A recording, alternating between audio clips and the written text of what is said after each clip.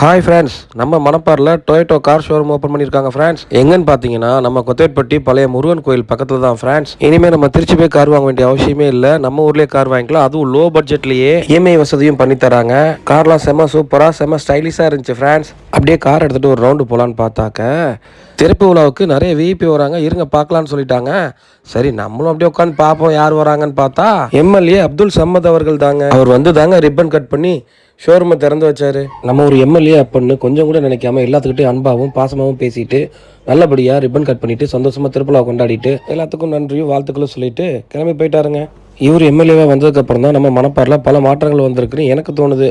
அப்படி ஏதாவது உங்களுக்கு தோணுச்சுன்னா நீங்கள் கமெண்ட்டில் சொல்லுங்கள். அடுத்த விருந்தினராக வந்தது வேறு யாரும் இல்லை, நம்ம கீதா மைக்கேல் ராஜ் சார் அவர்கள் தான். நம்ம மணப்பாறைக்கு சேர்மனும் இவர் தாங்க. திறப்பு விழாவுக்கு வந்துட்டு நன்றியும் வாழ்த்துக்களும் சொல்லிட்டு கிளம்பிட்டாருங்க. அடுத்ததாக வந்தது கடவுளுங்க. கடவுள்னா நம்ம டாக்டர் கலேசன் சார் தாங்க. டாக்டர் கலேசன் சார் வந்ததுக்கப்புறம் தான் திருப்புலாவே பூர்த்தி அடைஞ்சிது. ஓகே, இந்த வீடியோ பிடிச்சிருந்தா கமெண்ட்டில் சொல்லுங்கள். நெக்ஸ்ட் வீடியோவில் பார்க்கலாம். டாடா பாய்.